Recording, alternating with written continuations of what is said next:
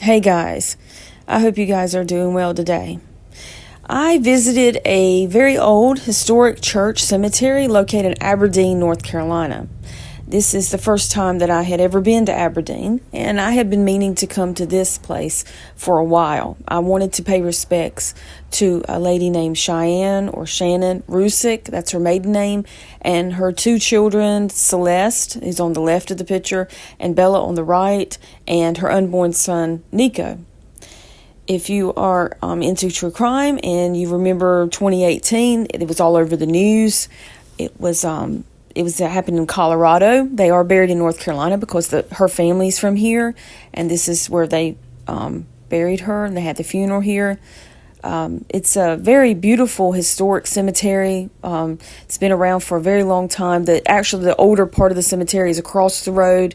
She's buried more in the newer part at the back of the cemetery. Now, generally, if you watch my videos, you know that I will walk around the cemetery and I'll tell you a story. I'll either voice over or talk in front of the camera and tell you the story of what happened to the person or persons, and then I will show you the gravesite. And I usually leave a memento and maybe a rock or coin or flower or something, and that's what I do.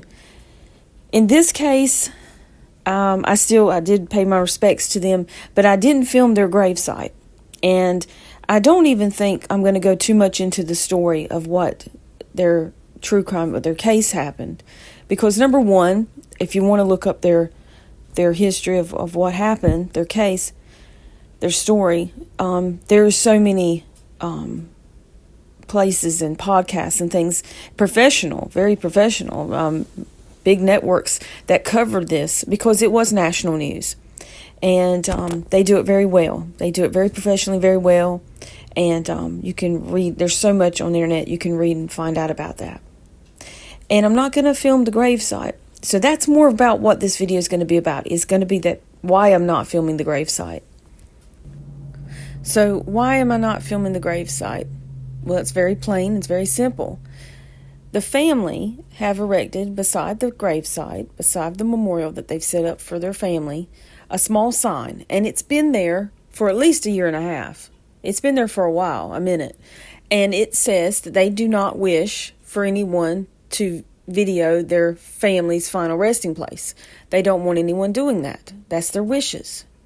Now, you could get into the legality of it. Do they have the right to say that? I mean, it's kind of a public cemetery. You can walk around and stuff and everything. But, you do buy a plot of land. That's, where you buy to put your person, your family member in.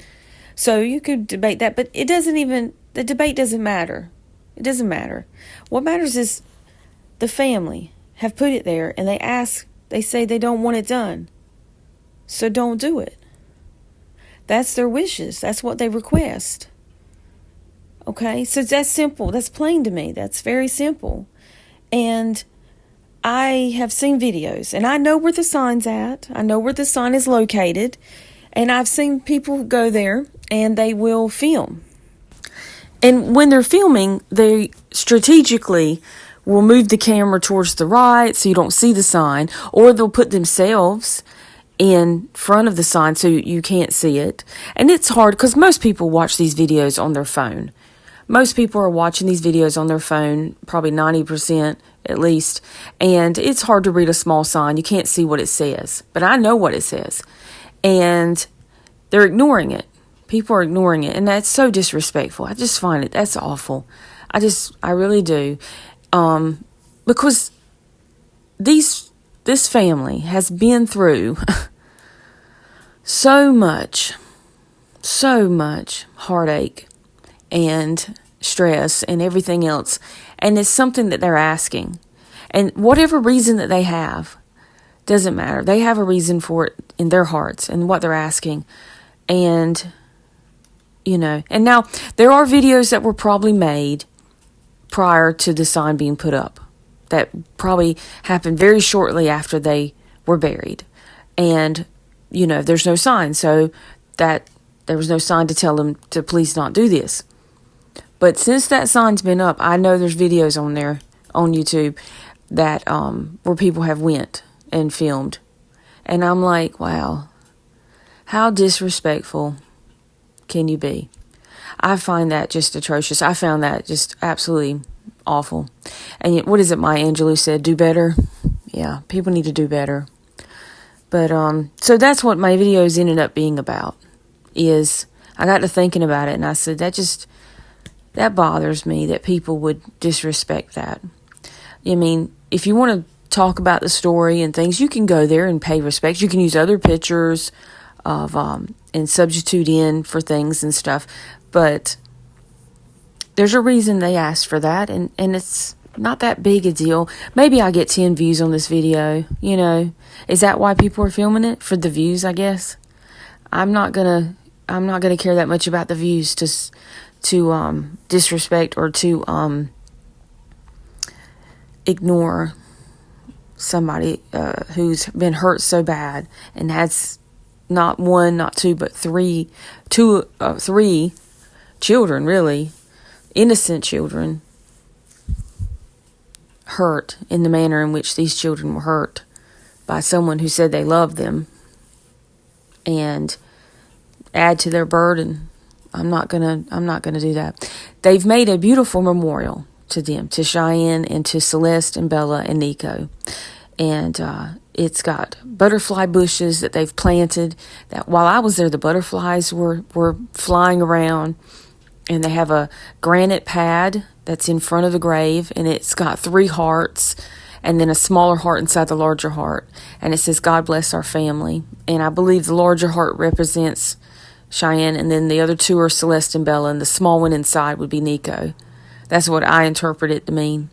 And it's got enameled photos of the family on the sides, and it says, "We love you more," you know. And they've done a really beautiful job of creating a place of peace and love. And I think they want it kept that way. And, you know, they didn't have any control over the news taking over the story and it going national and everything like that, and it being very publicized. So, you know, those things get away from you. There's no control. So this might be a form of them trying to have some control over this whole thing. And let them have it. Leave it alone. You don't have to film that. I don't feel like people should. Okay, so that's my little piece. I'll get off the soapbox now. So Shan'Ann, I believe her family called her Shan'Ann. That's what I've seen in interviews. She was married to a man that had a mistress, and she had her 2 girls, and she was pregnant with a son, and whom they called Nico. And her memorial has his name on it as well. But one day, I guess that evening they had a blowout fight. He already had a mistress, and he strangled her, and he put her in the truck early in the morning, still dark, and he took the 2 children who were still alive and put them in the back seat, and then he drove to an oil field where he had worked, and he took the first child out, which was Celeste, the youngest, and he smothered her with a pillow, and then he climbed the stairs to a big oil tank, crude oil, where they kept crude oil, and he put her body in there. Then he come back down to Bella, the older child, and he did the same thing. And the last thing that she said to him was, "No, Daddy." And he smothered her. This was what he said he done. And then he put her in the tank. He took Shannon's body out, Shan'Ann, and he buried her in a shallow grave off from the tanks out in the field. And then he proceeded to go to work as if nothing had happened. And it was because she had a really good friend that he was found out, because that friend knew that Shan'Ann would not have missed an OB appointment, and she missed her OB appointment that morning. Thank God for good friends.